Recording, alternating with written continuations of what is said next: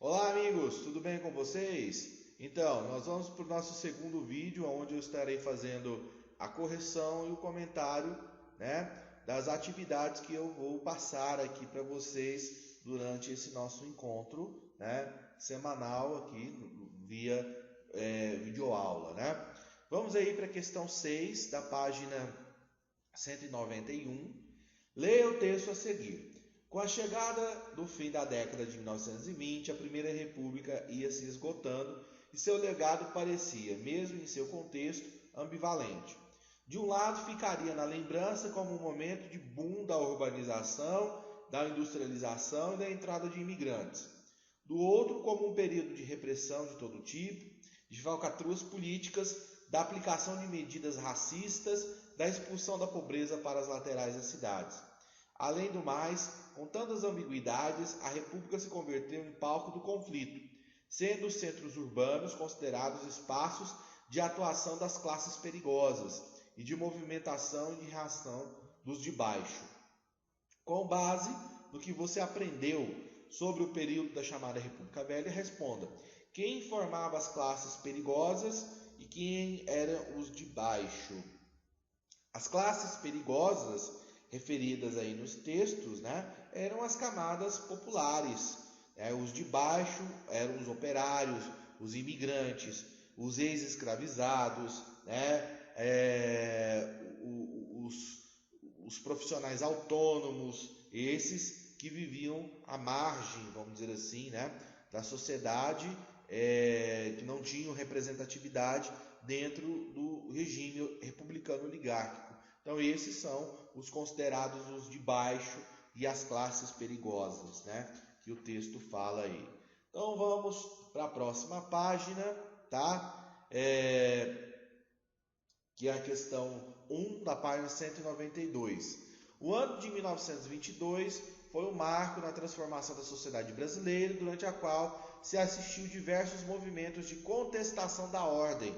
Além das comemorações do centenário da independência, caracterizaram a década de 1920 os seguintes acontecimentos históricos.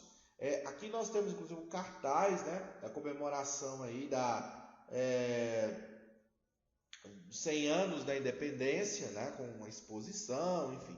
Então vamos lá analisar os itens. Eclosão da revolta da vacina e o crescimento da aliança liberal. A revolta da vacina não acontece na década de 20, então não pode ser compreendida aqui como correta. Instalação da Semana de Arte Moderna e a organização de sindicatos corporativistas.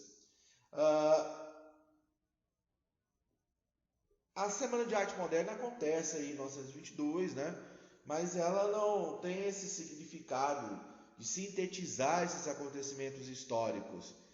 Início da reforma urbana no Rio de Janeiro. Essa reforma aconteceu no início do século XX, em 1905, por aí. D. Rebelião tenentista do Forte Copacabana e a fundação do primeiro Partido Comunista Brasileiro. Justamente essa é a letra D. Marquem aí, por favor, por gentileza. Questão 2. O início da década de 1920 marcou o enfraquecimento da República Oligárquica. Qual é a relação da classe média da época com esse declínio? Bom, como eu falei, as camadas médias urbanas estavam insatisfeitas, com a manutenção do regime oligárquico, porque o regime oligárquico não representava os seus interesses, não apresentava um projeto de modernização, e de industrialização do Brasil. Além disso, não permitia a participação desses setores nas decisões políticas referentes ao país. Então, todos esses elementos respondem esse item da questão 2. Marque aí, faça por gentileza. Questão 3. Leia o texto a seguir. A reação republicana, organizada por Nilo Peçanha, lançou o slogan mais repetido pelos tenentes até a Revolução de 30. Representação e justiça. Era uma dissidência civil dos excluídos do sistema do poder oligárquico. Quem eram os excluídos do sistema do poder oligárquico mencionado pelo autor? Muito simples, Parece muito com o item anterior. Os excluídos é aqueles que não tinham participação, voz, poder de decisão dentro das estruturas do regime republicano oligárquico. Então, os excluídos eram os membros da classe média urbana que não faziam parte, das oligarquias que controlavam a política a nível nacional, São Paulo e Minas Gerais, que formavam, a aliança do café com leite. Então, esses são os grupos chamados aí, por eles de excluídos. Beleza, pessoal? Tudo bem? Vamos aí para o próximo item, a questão 4. Observe o mapa a seguir. O mapa apresentado, datado de 1926, mostra a marcha realizada pela coluna Prestes entre 1924 e 27. A partir dele e do que estudamos no capítulo, o que podemos dizer sobre as intenções e atuação desse movimento? Bom, a coluna Prestes é um movimento que se insere dentro dos chamados movimentos tenentistas da década de 20, Ela surgiu com o objetivo de unir-se à coluna paulista, do Miguel Costa, na tentativa de derrubada do presidente Arthur Bernardes. Como esse objetivo não foi alcançado, os revoltosos passaram a percorrer o interior do Brasil, denunciando as contradições do regime republicano oligárquico, buscando conscientizar lideranças políticas para apoiarem a causa de se posicionar contra o regime republicano e também, ao mesmo tempo, fazendo uma denúncia social da situação de pobreza, de isolamento, que era o interior do Brasil nesse momento, uma região muito pobre, com pouquíssima infraestrutura. Então você pode colocar aí, a coluna Prestes, como mostra o mapa, buscou percorrer diversos lugares do interior do país com o objetivo de divulgar os ideais do movimento tenentista. É possível concluir que esse movimento buscou disseminar esses ideais e suas críticas entre a população de várias regiões do Brasil, com o objetivo de formar lideranças que pudessem, juntos com os tenentes, derrubar o governo instituído. Você pode colocar dessa forma aí. Tudo bem, pessoal? Beleza?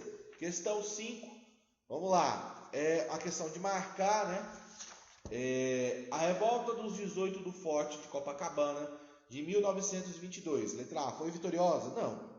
Nós vimos que foi um movimento que foi derrotado facilmente, até porque 18 contra toda a polícia e todo o contingente do exército que estava no Rio de Janeiro não ia obviamente ter vitória aí, B. É considerada a primeira revolta do movimento tenentista, que conta com diversos episódios. Tá certo.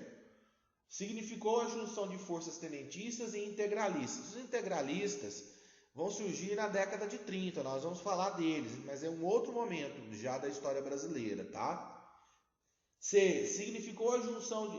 esse aqui eu acabei de ler, foi mal, perdão. Letra D. Foi um levante fascista. Não, fascismo no Brasil, a manifestação do fascismo no Brasil é o Estado Novo, 1937, está longe aqui da revolta do Forte de Copacabana.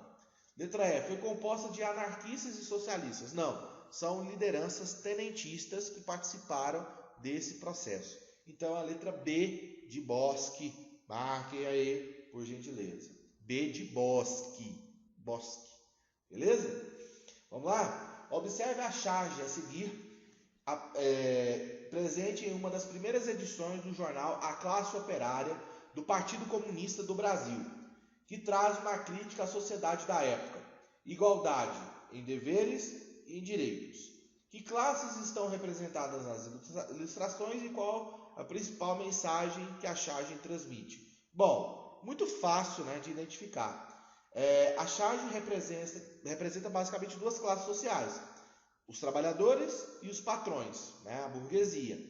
A ilustração evidencia a diferença entre os setores que são explorados, que é a classe trabalhadora, que tem mais deveres do que direitos, e faz uma crítica aos privilégios da burguesia, da classe patronal, que desfruta mais de privilégios e tem menos deveres. Então, basicamente, essa é a resposta da questão 6.